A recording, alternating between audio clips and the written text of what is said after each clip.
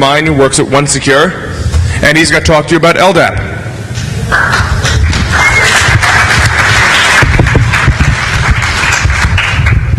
Hi. Just to give you a background about me, some of you may know me as XS. You can call me Greg, whichever you want. I work with Pete at a security vendor of sorts in the Bay Area. I'm a security engineer over there, so I don't really work with LDAP every day.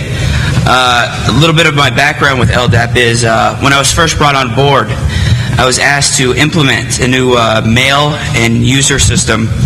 And I was looking at a couple different options, either like a SQL backend or a virtual user backend. And I kept hearing things about LDAP, and I'd never used it before. So I figured, let's see what I could use it for. And it turns out my favorite MTA, QMail, has a patch for it called QMail LDAP, which lets you use a LDAP backend for user authentication, aliasing, etc.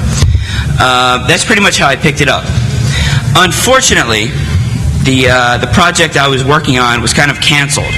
So I haven't had much other implementation work with LDAP aside from that. So that's about where my knowledge ends. But what I've done is I've tried to get as much research on LDAP as I can find in RFCs and associated facts and online documentation, so that those of you who haven't heard of LDAP or X500 or any directory access protocol can walk away from this at least knowing what it is, knowing what you could do with it, and hopefully wanting to go back and learn some more. I did have some pretty slides and such for you, but seeing as I can't get internet access, we're going to go with text and e-terms. So you'll have to look at my ASCII diagrams. So with that, feel free to ask me questions anytime. Just let me get through this spiel I wrote in a paper, and then you can just hammer me away. I have no intention of this being long-winded or taking all day or anything. So, as soon as you feel like you don't have any more questions, just get the hell out of here. If you have any LDAP 3 questions, there's someone else in the room that can help you out a little more with that, but we'll get into that in a little while. LDAP, Lightweight Directory Access Protocol. It's an open standard alternative to X500 Directory Access Protocol. X500 is a directory access protocol first approved as a standard in 1988, was maintained by the ITU, International Telecommunications Union, which released an enhanced version in 93. X500 uses the OSI network stack instead of TCP/IP, UDP, etc. Not many of us use that anymore. A directory, for those of you who don't know what directories are. Directory is the intent of the directory was based on the fact that human users must be able to look up assorted information about other people. Email addresses, mailing addresses, telephone numbers, fax numbers, birth dates, spoken languages, etc. And computers need to be able to look up addresses for various services. Passwords for users, user IDs, permissions, file system information, mount points, remote hosts, etc. And a lot of the time you think, why not just use a centralized database for all this information? And the problem comes in because most centralized databases are big enough and comprehensive enough to cause slowdowns during peak query times. And because of their centralization, they're usually isolated on very inefficient high availability networks, or the simplest thing could just make them unavailable to any other networks. More on that, the administration of these databases is usually also centralized. Often, this means that there's a long turnaround time between when you want changes done and when changes are done, often called passing the buck. There's another similar way of distributing this information, and it's DNS, Domain Name Service. DNS is maintained in a distributed fashion like LDAP, where each DNS server provides name servers for a limited number of domains.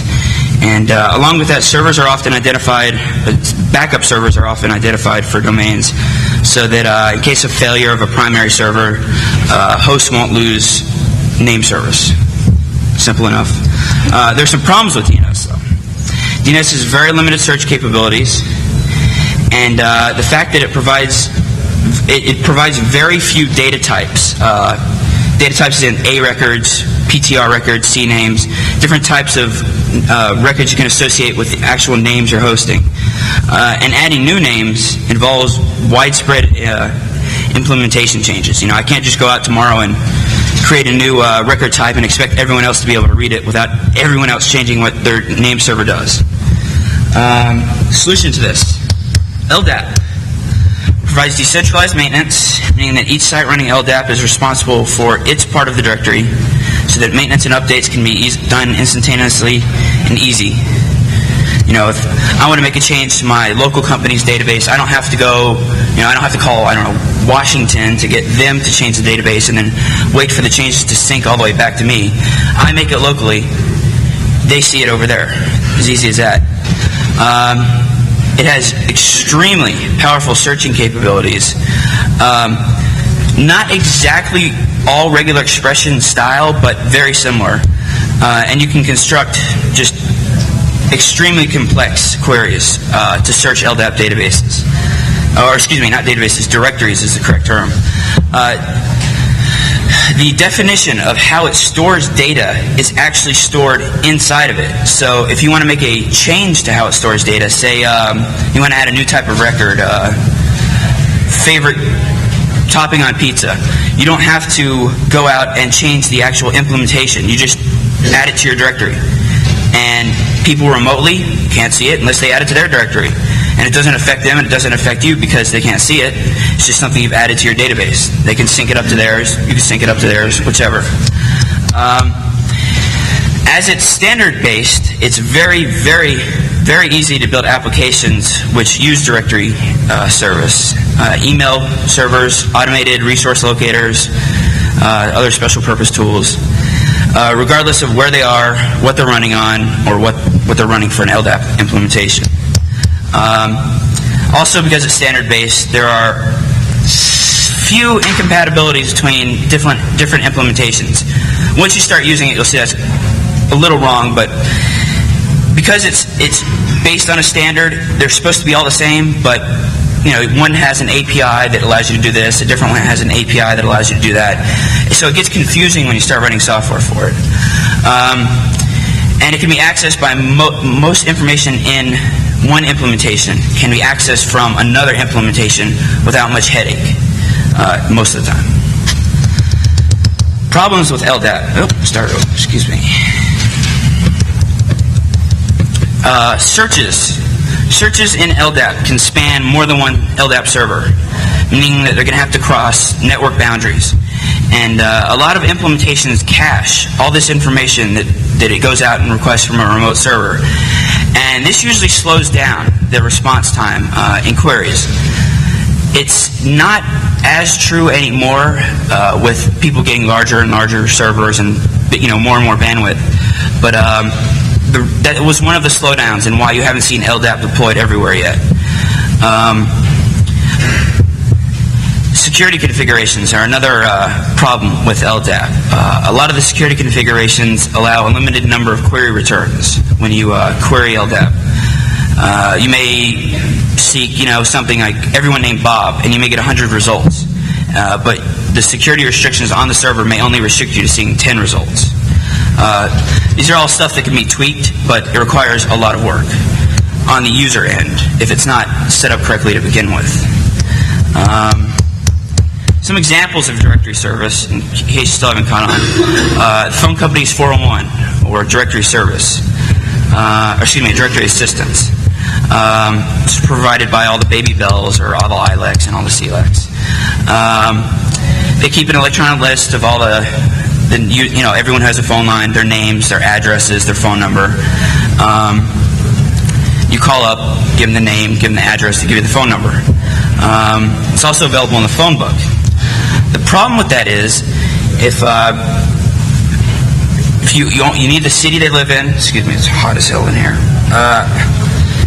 and their name. Now, if you return more than one name, say 2 names, there's really no other way to limit down who's who. It's a limit of an example of another directory service. In addition, the information they may have in there could be from 2 weeks old in the electronic version to up to a year old in the phone book. So Not much they could do about a phone book that's sitting in your house other than sending you another phone book. Pretty inefficient.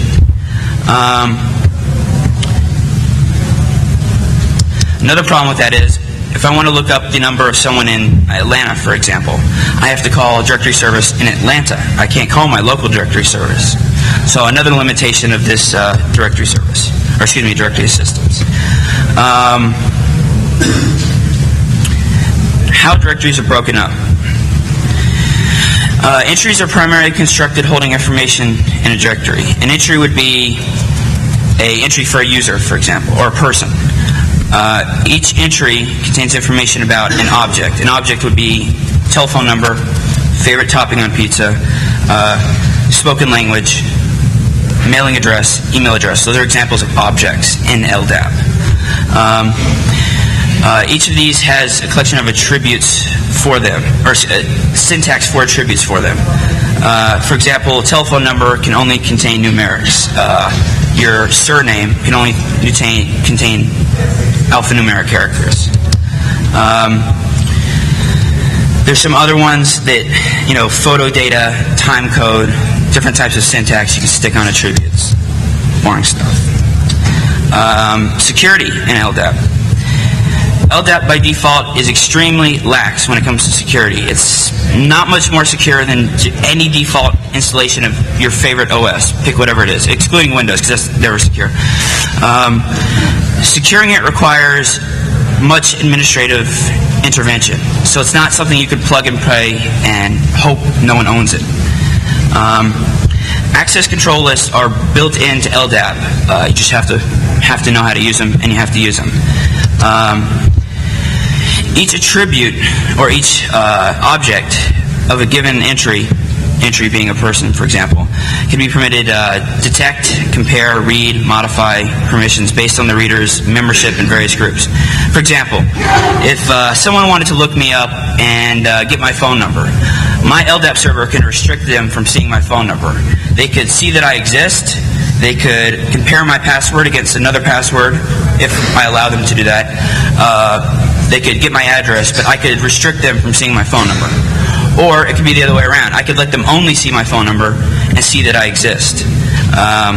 So that's what I mean when I say compare, read, and modify. Compare would be just compare two entries. Is Greg in the LDAP database? Yes, Greg's in the LDAP database, for example. You can also specify information given to the public so that anyone can read it the same way, if I just want them to have my phone number. A pretty cool security feature of LDAP is if you're using it for user authentication, is the user password object, which stores user passwords, of course, duh. The syntax for this allows you to store it in plain text, Unix crypt, MD5, SHA, and seeded MD5 or SHA, which is pretty cool considering, say I'm running a FreeBSD machine and I want to authenticate my Linux users off of it, and I'm running LDAP for authentication. I can use any of these schemes, SHA, MD5, Unix crypt, and it doesn't matter what platform I'm using. It's all based in LDAP. So I could go from sys5 to BSD without having to worry about going between MD5 and crypt. Some common uses of LDAP. Email servers. Not all MTAs, but as far as I know, most MTAs have either patches or come default with support for LDAP that allows control of addressing, aliasing, forwarding. And another example of this is QMail LDAP. It uses LDAP to look up user information and then uses the return information to process messages. This saves having to add 100 users to a mail server just to get them to receive mail. You stick them in the LDAP database and you're set. You don't have to add anyone to the machine. Kind of like virtual users with any other MTA, except you're doing yourself a favor by putting them in LDAP. The patch for QMail that I was referring to earlier will also do authentication for, if you want to pop in and get your mail, or IMAP in and get your mail. You can use the authentication scheme in LDAP on a variety of platforms, usually using LDAP as the transport, but there's also PAM LDAP modules. So if you I don't know, Solaris comes with PAM support. If you wanted your Solaris machine to start authenticating off an LDAP server, you would just stick the PAM LDAP module on there and you're set. Or your Red Hat machine, or whatever you have PAM compiled on. Employee listing and automation is another use for it. Very similar to what Netscape uses. Last time I read, Netscape's corporate network was based on LDAP, which basically meant HR hires a person, they add them to the database, and instantly they're on the contact list, on the phone list, in the mail server. They have an account to dial up and do whatever, all just by adding one entry. So that's where the centralization comes in, but it's not limited by centralization. I'll get to that though. LDAP can be used as an NIS replacement, which I'm very happy about. There's some plugin replacements which are written by the guys at paddle.com, PADL.com. One of their products is called YP LDAP-D.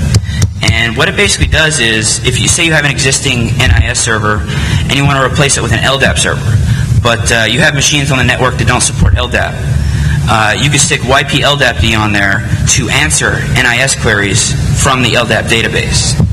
That way you can start sticking access lists on there and use the LDAP database for other things on your network. Pretty easy to implement too. I've done it a couple of times. They make another software product. These are all free products, by the way. I don't recall what the name is. It's available from the same people. And what it does is it acts as a object that you stick in. It's in Solaris. It's lib security, user lib security. It's a YP object that you stick in there that instead of going to an NIS server, it will just automatically go to an LDAP server. Save you tons of trouble. And with an infrastructure like this, it's pretty easy to roll it out network-wide without anything hiccuping or anyone dying, coming in the office with a gun and killing you or anything. And it allows for replication and authentication across your network. I'm going to throw out a few examples of some software and some products that use LDAP. Netscape's got a really nice LDAP server. It's called iPlanet Directory Server now. There's some... most Cisco hardware nowadays supports LDAP. Bay Network sells some stuff that supports LDAP. It's rolling out at a very fast rate. That was the paper I've written. I hope it's answered some of the questions you have. I also have some diagrams I'll show you. Maybe this will help you out if you don't understand yet. But if you guys have any questions, just start firing away. Hit me. What's a good open source LDAP server? Open LDAP. That's all I've used. I swear by it. It's free. Be careful with the documentation. It's you got to look through their fax system. They have one of those automated fax systems. It gets a little confusing at times, but all in all, it's a pretty hardcore server. I've used it on a variety of platforms: Linux, FreeBSD, Solaris. So that's my favorite. They're at openldap.org. How do the directory servers communicate with each other, or how do they authenticate with each other? If you're spanning more than one directory server, I don't remember. Yeah, Lito, you want to know how how servers, if they're spanning a network, authenticate against each other.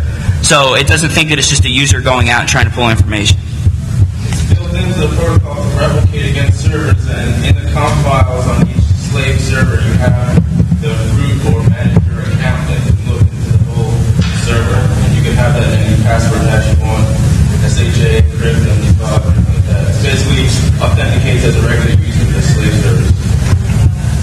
Sounds about right. Lito knows a little bit more about LDAP 3 than I do. So. I don't know about the Netscape. It's the same thing with Netscape. There you go. Also, there's a really good called Safe Pages. Safe Pages? Yeah, Safe Pages. Is it based off U Michigan? Yes. Okay. Actually, and it's, I think the CIA uses it a lot of government agencies. It's really secure. It's fully integrated with the AI. Actually, do PKI authentication between servers when you do synchronization. That reminds me, another open one, University of Michigan. Let me give you the URL for that because it's kind of convoluted. Yeah, nope. I'll pull that up for you. Any other questions? Go ahead.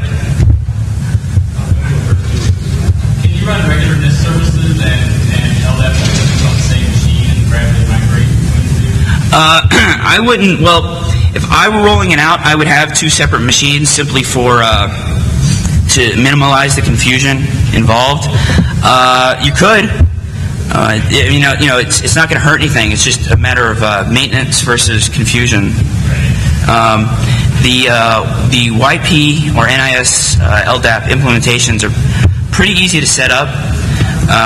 Once they're set up, it's all a matter of maintaining the LDAP server. What's up? How to make something called migration tools, and it'll take XC Pastor, XC Shadow, root, all your mount points, and it'll hit on the fly add it to your LDAP directory, or add it with LDAP add and LDAP. So let's say you want to have an NIS, it'll read the NIS flat file and it'll create an LDAP, which is the LDAP format that it's in, or to use like LDAP add active log server running code. When I was looking over both, you can let's say have a client or half an hour update your LDAP directory with your NIS because I have all the machines that will update for me on NIS. Yeah, excuse me, spell that wrong. Dyslexia sets in. Yeah. Any other questions? Go, dude. I followed the path away. I couldn't even get the place to add entries, even though I said password the secret to it, whatever. I was trying to get it to work. You just said authentication denied.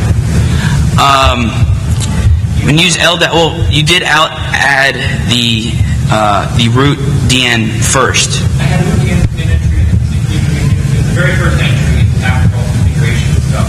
Does it matter where it's in the file? When you're adding it the first time, or where it is in the slapd config? I was actually in the slapd.com. Okay. That's the very first tentative I edited, slapd.com. And then I tried to run the LDAP add to adding user, and it didn't work.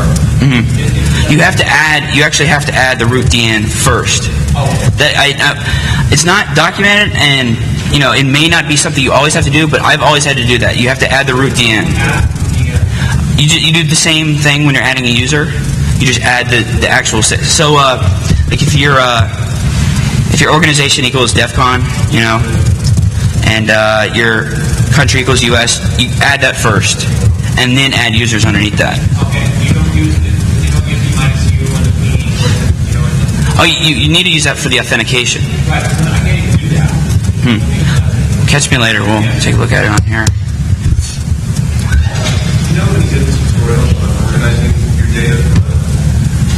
In the LDAP, or for LDAP, or prior to LDAP? The RFCs. Let me show you the RFCs here. There's a couple of them.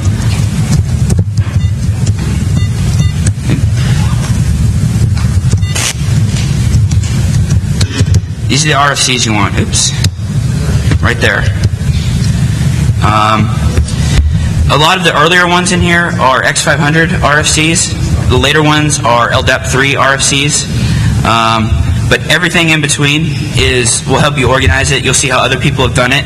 Another good example is if you look at some of the facts on these pages here and see how they've laid it out. It's a good indication on how to do it. It's pretty straightforward. When you add users, you add them as people. When you add computers, you add them as computers. It's pretty tough to confuse yourself when you do it, except with the number of options you have, the number of objects you have. Can you think of anything you've used, Lito? Linuxstock.org, which is has all the how-tos. I have a Linux LDAP how-to. It's probably a good start. Also, do you know any good GUIs for Linux? There was one I was using for a while.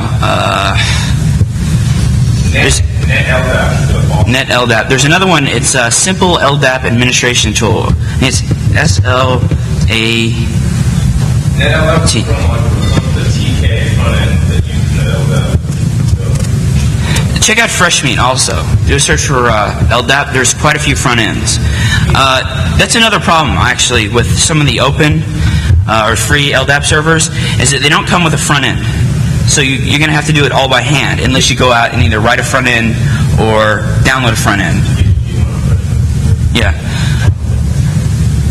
That's the advantage of the commercial servers versus the free servers. You have a front end to do everything in.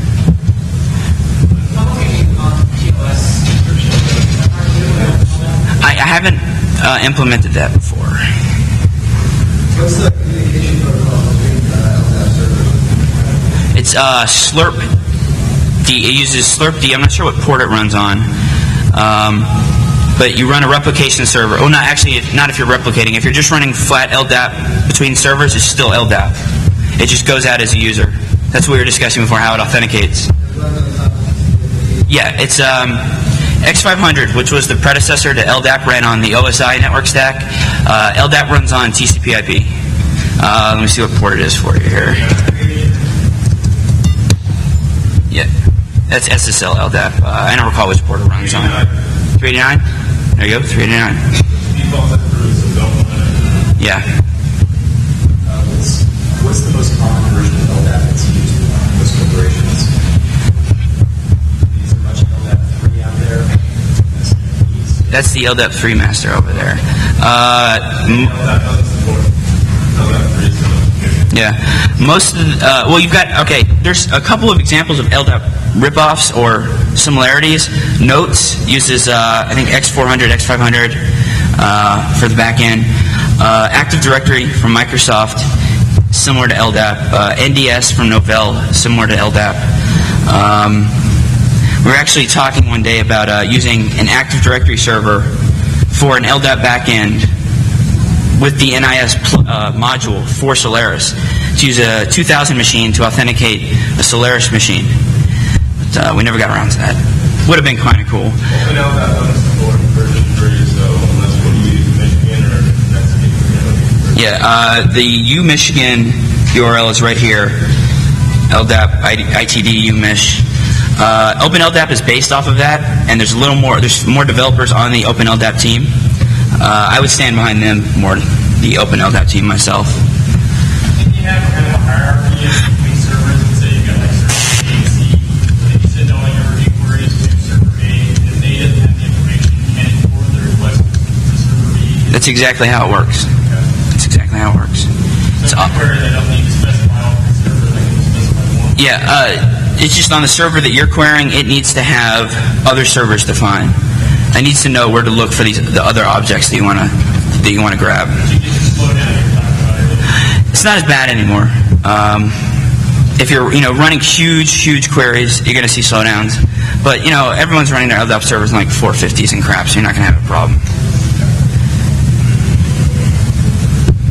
We are here a email shop, and on the LDAP part, did you actually use the LDAP storage information? So you can see that on the mail, and you like an IMAP. Tell me if LDAP IMAP from Well, Courier IMAP, which Inter7 is now maintaining, supports LDAP for authentication. So I had all the users' information stored in LDAP. Yeah. Someone back there had a question. What freeware database is recommended for LDAP? Like Sleepy Cat? Sleepy Cat is what they roll out with and suggest that you use. That's all I've ever used is Sleepy Cat DB. Sleepy Cat Berkeley DB, excuse me.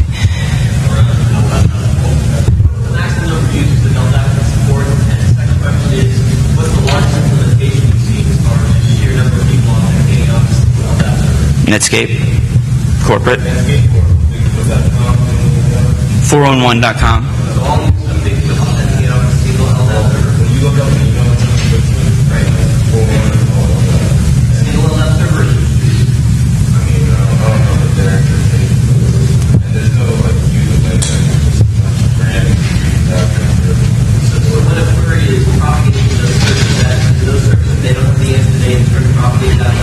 In a profile, you can say this server has this hierarchy of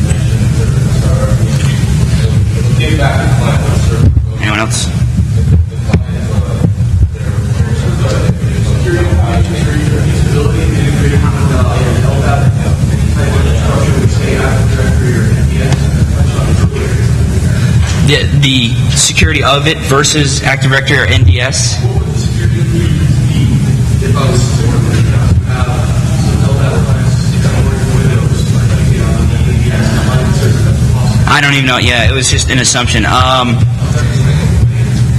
Security is passing clear text by default, so you'd want to use, LDAP SSL. And since you're authenticating off an Active Directory server, again, if not that we know that it's possible or not, you don't have SSL support. It seems like a great way to leverage technology and tracking of what resources clients or users are using /resources. And integration with LAN server seems critical. It's all in transport. It's not that much different from using Radius, except that Radius hashes everything before it sends it. So it'd be this what's actually on your network that you need to worry about. As far as the machine, the access lists are what you want to set up to allow people on your network to either just compare passwords, just get usernames, user IDs.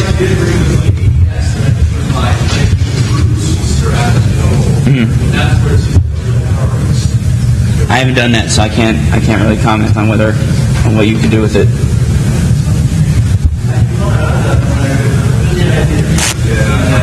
I'm sorry, dude, I can't hear you.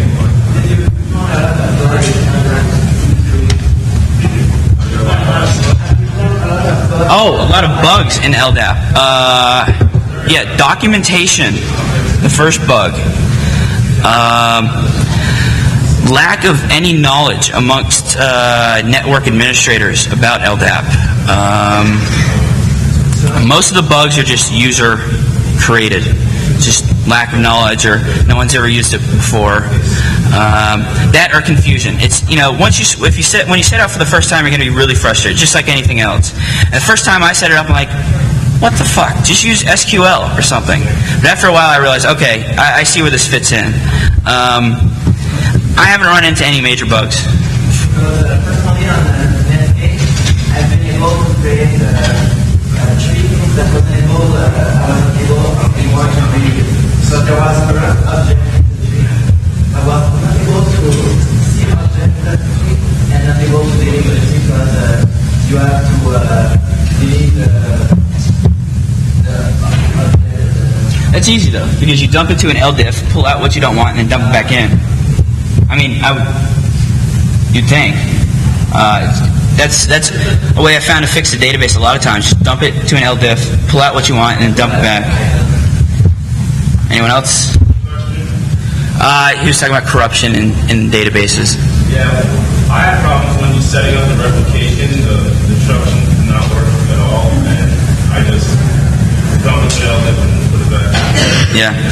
LDIF is it just dumps, see the format I have here on the command line, it just basically dumps the database back to that format out of the DB format.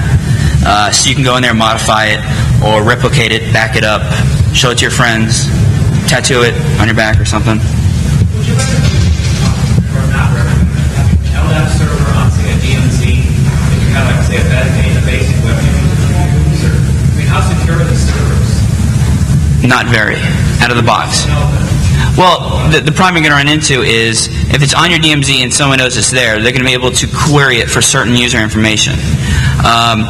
But if you have it on the DMZ specifically for a few machines on the DMZ, you can have it host simply what it needs. You can have it host the portion of the directory that it needs.